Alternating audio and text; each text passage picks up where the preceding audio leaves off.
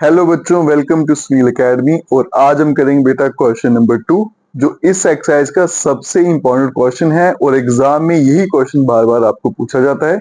Important क्यों है वो भी आगे जाके बताएंगे आपको। तो बेटा एक चीज याद रखिएगा, इस एक्सरसाइज में अगर कभी भी आपको रोम्बस प्रूफ करना है किसी को या रेक्टेंगल प्रूफ करना है, तो सबसे पहले उसको पैरेललोग्राम प्रूफ करना पड़ता है। इस बात को याद रखना, और यही कंसेप्ट हर क्वेश्चन में लगता है। चलते हैं बेटा क्वेश्चन पे। क्वेश्चन कहता है कि एबीसीडी इज ए रोम्बस। ठीक है जी, ये फिगर जो दे रखा है एबीसीडी रोम्बस है। पी क्यू आर एस उसके मिड पॉइंट है, कौन कौन सी साइड से वो भी दे रखा है।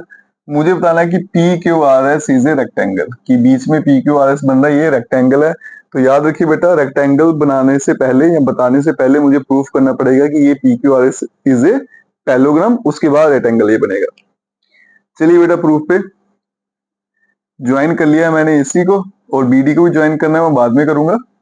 पहले आप एसी ज्वाइन करके आपको प्रूफ करना सिखाते हैं। तो देखिए बेटा, ट्राइंगल लूंगा बेटा, in triangle A D C. ठीक है, इस ट्राइंगल की बात करूं एडीसी में, एस ओ आर क्या है बेटा, मिड पॉइंट है। तो ये लाइन जो है एस आर मिड पॉइंट को जोड़ रही है, तो ये अपने सामने वाली की मतलब एसी के पैरेलल भी होगी। तो लिखूंगा बेटा एस आर जो है parallel to AC, and S R जो होगी हाफ ऑफ एसी।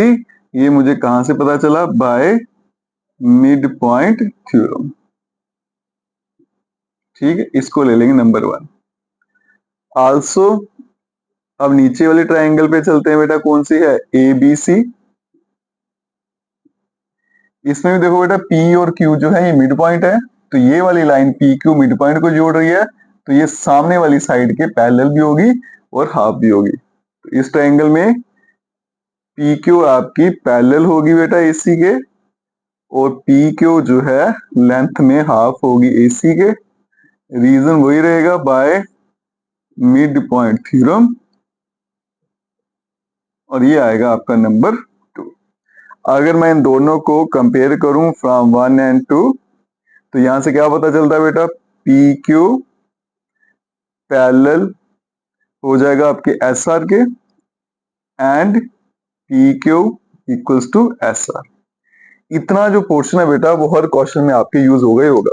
इस एक्सरसाइज में कोई भी क्वेश्चन करोगे आप 8.2 में, तो आपका ये वाला पोर्शन यहाँ तक का हर वाले क्वेश्चन में यूज होगा, और यहाँ तक वाला का तो आप माइंड में फिट कर लीजिए कि कोई भी क्वेश्चन होगा तो मोस्टली पहले आपको पैरेललोग्राम प्रूफ करना है, और उसके लिए ये वाले पॉइंट हर क्वेश्चन में सेम रहेंगे आपके। देयरफॉर आप देखो बेटा, ये पी क्यू लाइन है, ये वाली लाइन इसके पैरेलल भी है, इक्वल भी है। तो ये फिगर जो है P Q R S is a parallelogram. ठीक है, पैरेललोग्राम हो गया। अब इसको रेक्टेंगल प्रूफ करेंगे, वो देखना बेटा। गिवन क्या है मुझे, ए बी सी डी से रोम्बस। तो रोम्बस की एक प्रॉपर्टी यूज करेंगे बेटा, ये रोम्बस के डायगोनल आपस में बाइसेक्ट करते हैं 90 डिग्री पे।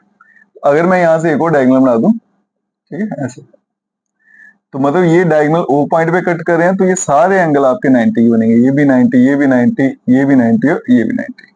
ठीक है जी, यहां पे लिखेंगे सिंस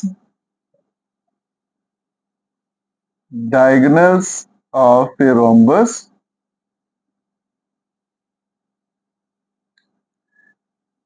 बाइसेक्ट ईच अदर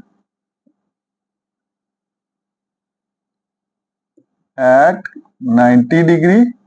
इसका मतलब ये एंगल मेरा जो बन रहा है बेटा A O B equals to angle B O C equals to angle C O D equals to angle A O D, ये सारे के सारे मिलके 90 डिग्री है। ठीक है, तो ये सारे एंगल कितने डिग्री है, 90 डिग्री। तो मैं यहां लिख देता हूं बेटा 90 डिग्री। अब मुझे प्रूफ क्या करना है कि पी क्यू आर एस एक रेक्टेंगल है। तो रेक्टेंगल क्या होता है, जिसके एंगल 90 डिग्री होते हैं।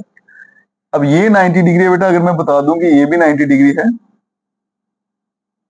तो मेरा काम बन जाएगा, पी क्यू आर एस क्या बन जाएगी, रेक्टेंगल।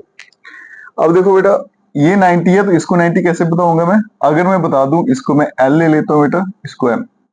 अगर मैं ये प्रूफ कर दूं कि एल क्यू एम ओ, ये जो बॉक्स दिख रहा है आपको, ये अगर पैरेललोग्राम बन जाए, अगर पैरेललोग्राम बन गया तो इसका क्या मतलब होगा, अपोजिट एंगल पैरेललोग्राम के क्या होते हैं, इक्वल। ये तो 90 डिग्री का मुझे पता है, तो ये भी कितना हो जाएगा बेटा, 90 डिग्री का, और मेरा आंसर आ जाएगा।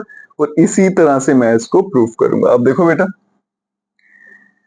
देयरफॉर ये 90 डिग्री यहाँ तक ठीक है। अब मैं करूंगा, बताऊंगा कि एल क्यू एम ओ जो है वो एक आपका पैरेललोग्राम है। अब वो देखिएगा कैसे आएगा। पहले मैं लिखूंगा O M parallel Q L and Q M parallel O L. तो यहाँ पे सिंस करके लिख लेते हैं।